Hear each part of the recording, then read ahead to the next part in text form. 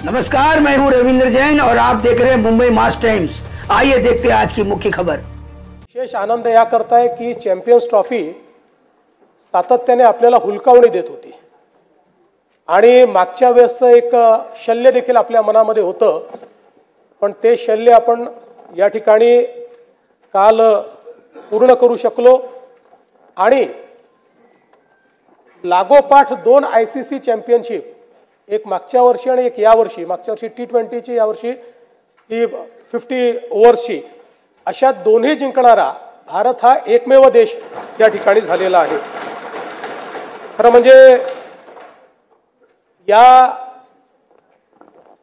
Champions ट्रॉफीच्या सुरुवातीच्या काळामध्ये अनेक टीकाकार हे त्या ठिकाणी रोहित शर्मा, विराट कोहली यांच्याबद्दल बोलत होते, ते फॉर्म मध्ये आहेत नाही आहेत अशा प्रकारची चर्चा त्या ठिकाणी होत होती।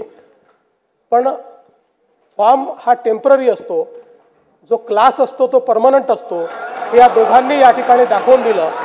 आणि ज्या प्रकारची क्लासी बॅटिंग आपल्याला रोहित शर्मांकडनं आणि त्याच्या आधीच्या सामन्यांमध्ये विराट कोहलींकडनं पाहायला मिळाली, मला असं वाटतं की त्यांनी हे दाखवून दिलं की अनुभवी पण यंग अशा प्रकारचेच खेळाडू हे दोघं त्या ठिकाणी आहेत। वरुण चक्रवर्ती या खेळाडूचं मला विशेष कौतुक करावं असं वाटतं। आपल्या शालेय जीवनामध्ये ते क्रिकेट खेळले, परंतु त्यानंतर ते आर्किटेक्ट झाले। दुर्दैवाने थोडं क्रिकेटशी नातं तुटलं, त्यांनी आर्किटेक्ट म्हणून नोकरी केली, पण त्यांच्या रक्तात क्रिकेट होतं, पुन्हा क्रिकेटकडे वळले आणि आज त्यांच्या फिरकीपुढे सगळेच्या सगळे त्या ठिकाणी नेस्तनाबूत झाले आणि त्यांनी आपण काय आहोत हे या निमित्ताने निश्चितपणे आपल्याला दाखवून दिलं।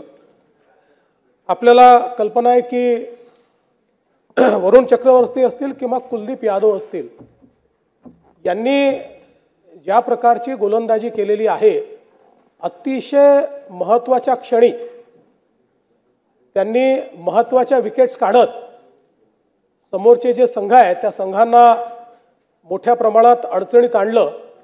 आणि काल तर आपण सगळ्यांनी बघितलं की 4 फिरकीपटू घेऊन आपण खेळलो आणि चौघांनीही एक प्रकारे संघाला त्या ठिकाणी न्यूझीलंडच्या बांधण्याचं काम हे मोठ्या प्रमाणात या ठिकाणी केलेलं आपण बघितलं।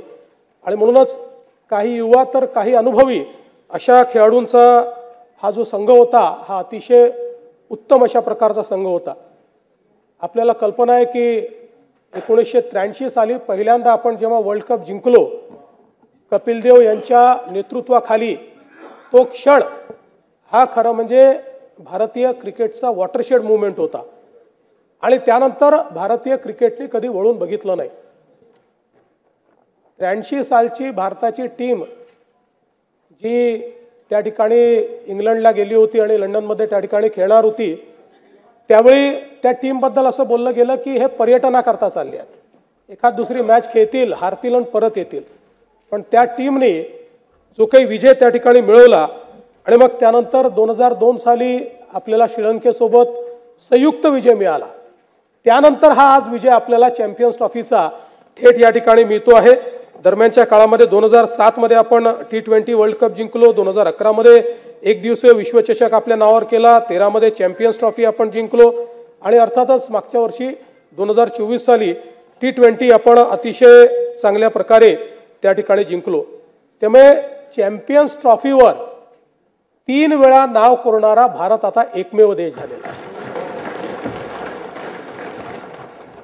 आपल्याला खरं म्हणजे ही जी काही आपली चॅम्पियन टीम आहे, या टीमचं निश्चितपणे स्वागत करायची इच्छा आहे। ते जसं जमेल तसं आपण त्या ठिकाणी स्वागत करू।